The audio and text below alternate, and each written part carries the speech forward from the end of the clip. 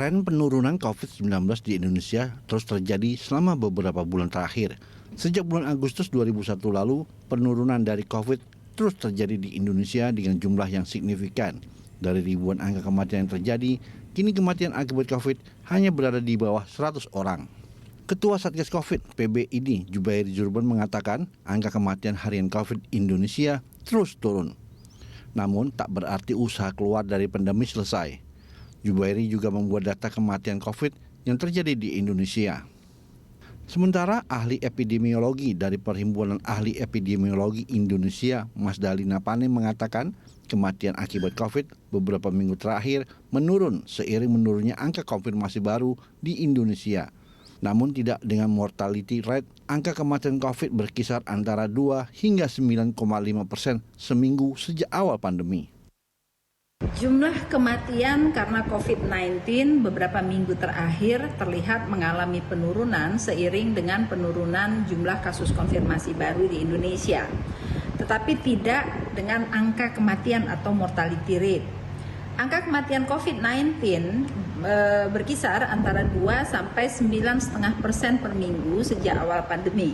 Artinya ada 2 sampai dengan 10 dari 100 pasien COVID-19 meninggal per minggu. Overall 3,4% sejak awal pandemi. Angka ini lebih tinggi dibandingkan dengan angka kematian global pada 2,16% dan angka kematian regional Asia maupun Asia Tenggara antara 1,8 sampai dengan 2%. Bahkan dalam 4 minggu terakhir, angka kematian Indonesia berkisar antara 6 sampai 8% per minggu. Dan pernah selama 3 minggu berturut-turut menempati peringkat pertama untuk jumlah kematian di dunia. Secara total, pada minggu kemarin, perkembangan situasi COVID di Indonesia berada dalam kondisi yang semakin membaik.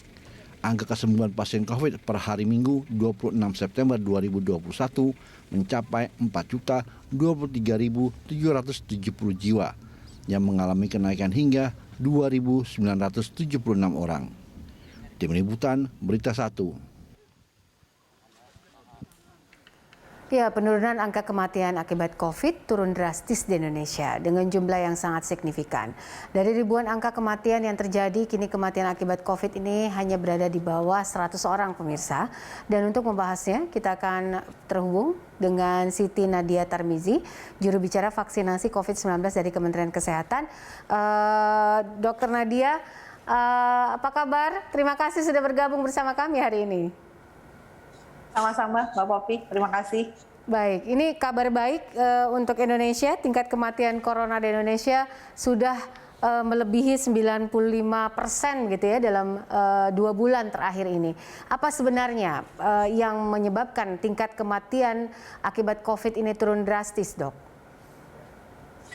Ya, tentunya kalau kita berbicara mengenai tingkat kematian ya, pertama dari laju penularan dulu, karena kemudian laju penularan kita dengan angka positivity rate yang kurang dari 2%, otomatis memang jumlah kasus sangat rendah. Dan tentunya kalau kita lihat dengan kasus yang sangat rendah, maka resiko kematian pun juga akan semakin menurun. Memang kita ketahui di awal-awal penanganan kita, pada saat kasus makin turun, kasus kematian itu masih cukup tinggi ya, masih di angka 2.000, di atas 2.000. Tapi kemudian seiring dengan upaya kita termasuk bagaimana mengedukasi masyarakat untuk segera kalau mengetahui kondisi keadaannya itu memburuk, untuk segera datang ke fasilitas pelayanan kesehatan. Inilah yang menjadi kunci untuk kita bisa menurunkan angka kematian ini. Yang kedua adalah tentunya kita mendorong kasus positif COVID-19 pada saat jumlah kasus sudah semakin kecil. Masyarakat yang positif itu didorong untuk melakukan isolasi secara terpusat ya. Jadi sudah tidak lagi dilakukan isolasi secara mandiri, karena kalau melihat polanya kematian yang terjadi ini dikarenakan sebagian besar masyarakat yang datang terlambat mengakses fasilitas pelayanan kesehatan karena tidak tahu kalau kondisinya itu memburuk. Oke, baik. Vaksinasi di Indonesia ini kan juga menjadi salah satu game changer, kita sebutnya begitu, dan pemerintah juga berulang kali terus menggalakkan vaksinasi, apapun keadaannya vaksinasi harus sampai ke pelosok hingga ke timur Indonesia. Nah, sampai sejauh ini Dok, vaksinasi kita apakah sudah sesuai dengan target? Ya, kalau kita lihat peta jalan kita ya, sampai saat ini jumlah orang yang divaksinasi itu adalah sesuai dengan jumlah daripada ketersediaan vaksin ya.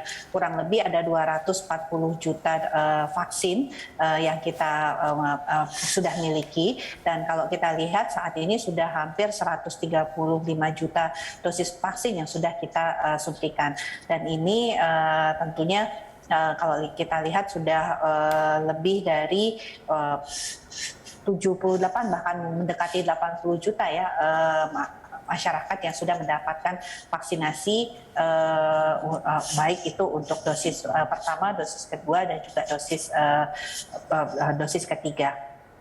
Baik, ada beberapa kebijakan pemerintah. Kita tahu bahwa PPKM masih akan terus berlanjut begitu ya selama pandemi masih ada, walaupun nanti arahnya akan kepada endemi. Nah, apakah tingkat penurunan kematian ini menjadi sebuah tolak ukur bahwa program PPKM ini sudah cukup berhasil, Dokter? Ya, jadi kita tahu ya dalam penerapan respon kewaspadaan kita kan menggunakan PPKM leveling ya sebagai upaya untuk mengukur bagaimana respon kita. Nah, kalau kita lihat indikator PPKM ini ada dua hal. Yang pertama adalah laju penularan, yang kedua adalah kapasitas respon. Nah, angka kematian itu adalah indikator laju penularan. Jadi kalau jumlah kematian itu terus meningkat per 100.000 dalam 1 minggu terakhir, itu sudah alarm untuk kita.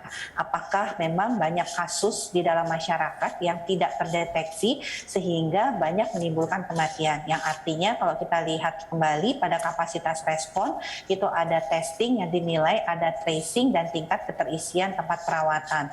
Dan kalau kita lihat kematian yang tinggi, tapi kasus konfirmasi itu sedikit, itu jangan-jangan testing dan tracingnya belum berjalan. Jadi penggunaan indikator terkait PPKM ini digunakan untuk menganalisa kondisi-kondisi yang ada dan menjadi kewaspadaan, serta nanti akan menjadi keputusan untuk kemudian bagaimana kebijakan yang harus kita ambil.